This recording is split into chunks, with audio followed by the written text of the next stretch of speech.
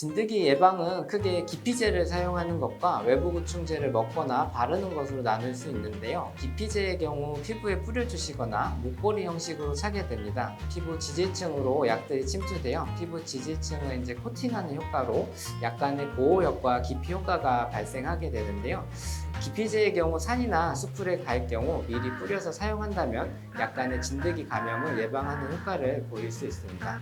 하지만 실제로 진드기를 완전히 사멸하는 약은 아닙니다. 일반적으로 저희가 외부 구충제라고 정기적으로 바르는 진드기 약이 있는데요.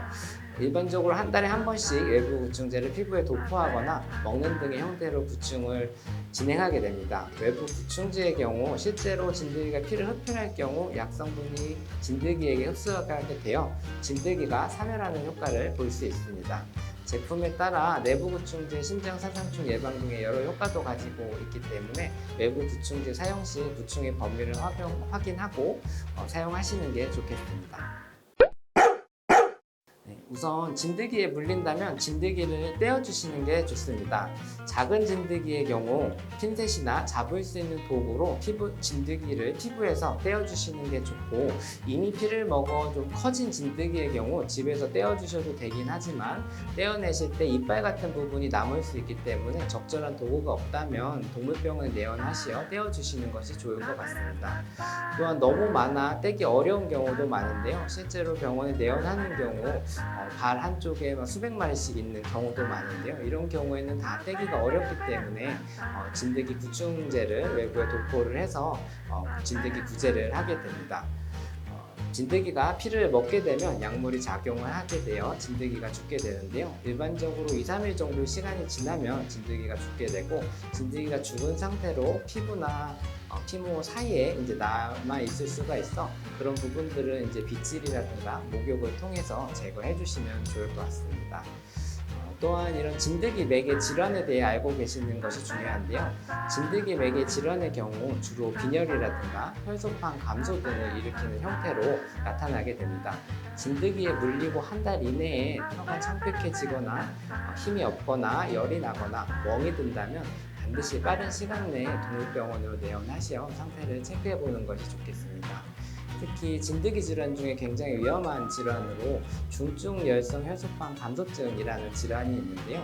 이 질환의 경우 혈소판이 감소하게 되어 위험할 수 있는 질환으로 사람의 경우에도 현재까지 치료 방법이 없는 상태여서 치사율이 20%에서 30% 정도 굉장히 위험한 질환입니다.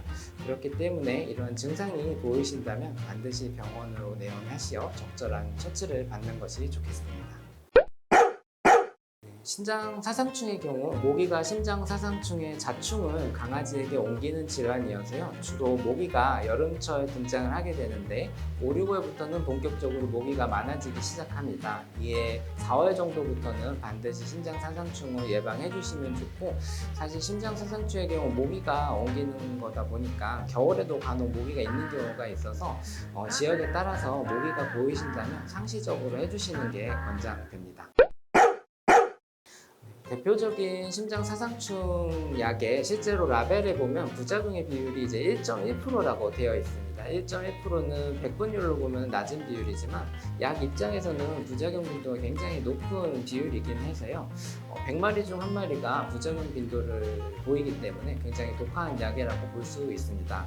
약 복용 후 부작용이 발생한다면 추후에 다른 성분의 제형으로 변경해보는 방법이 있을 수 있습니다.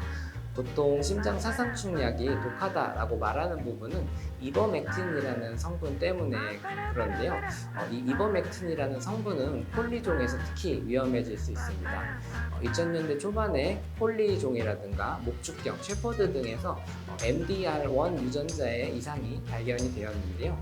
이 유전자의 변형이 있게 되면 보통 약물이 세포 안으로 들어가서 분해가 돼야 되는데 그렇지 못하고 세포 안에 갇히는 효과가 일어나게 돼서 세포 독성이 강해지게 돼서 독성을 일으키게 됩니다. 이에 이버맥틴을 과량으로 복용할 경우에는 심장이라든가 신장, 소화기 등의 장애를 일으켜서 사망에 이르게 될 수 있을 정도로 위험할 수 있기 때문에 반드시 주의해야 되는데요. 최근에는 이 MDR1 유전자에 대한 유전자 검사도 가능하기 때문에 목축견이라든가 콜리 같은 경우에는 반드시 유전자 검사 후에 약을 복용하시는 것이 안전하겠습니다. 사람과 다르게 강아지에게 있어 털은 필요한 존재인데요. 체온이라든가 습도를 유지하고 외부의 자극으로부터 피부를 보호해주는 여러 역할을 하게 됩니다. 털이 너무 많이 빠진다고 해서 싹 밀어버리게 되면 이런 기능들을 전혀 하지 못하기 때문에 컨디션도 떨어질 수가 있고, 특히 털을 밀 경우 스트레스를 많이 받아야 하는 아이들이 많습니다. 며칠간 밥을 안 먹는다든가 이런 증상들이 보일 수 있기 때문에 털을 전부 미는 것은 권장되지 않고, 너무 털이 빠지고 길어서 헤어볼처럼 막 토한다든가 이런 정도가 되면은 조금 짧은 정도로 털을 남겨서 미용을 해주시는 게 좋습니다. 특히 이중모의 포메라니아라든가 시바견 같은 경우에는 털을 다 밀게 될 경우에는 털이 다시 자라지 않기도 하기 때문에 주의하는 것이 필요하겠습니다. 네, 봄철이 되면 따뜻해지면서 외부 활동이 많은 시기가 되겠습니다. 겨울철 산책을 오래 하기 힘들다가 외부 산책을 오래 할 경우 무리하게 뛰거나 하게 되는데요. 근골격계 질환이 많이 오게 되는데, 실제로 골절이라든가 염좌로 봄철에 병원에 내원하는 빈도가 많습니다. 산책 시 목줄을 꼭 하고 외부에서 많이 뛰지 않고 무리 없이 산책을 여유롭게 즐기시면 좋을 것 같습니다. 또한 산책 시 무언가를 먹는 것을 굉장히 주의해 주시면 좋을 것 같습니다. 특히 뼈라든가 유박, 비료, 꽃 같은 것을 먹었을 때 위험할 수 있는 부분이 있다 보니까 최대한 산책 중에 무언가를 먹는다면 꼭 못 먹게 해주시는 게 좋을 것 같습니다. 날씨가 좋아져서 야외 활동이 많아지는 시기인 만큼 반려견의 건강을 위해 주의해야 할 부분도 많은데요. 반려견과 건강한 봄을 보낼 수 있도록 이번 영상 꼭 챙겨보셔서 미리미리 예방에 힘쓸 수 있었으면 합니다. 지금까지 반전남 알파동 메디컬 센터 원장 최준혁이었습니다. 감사합니다.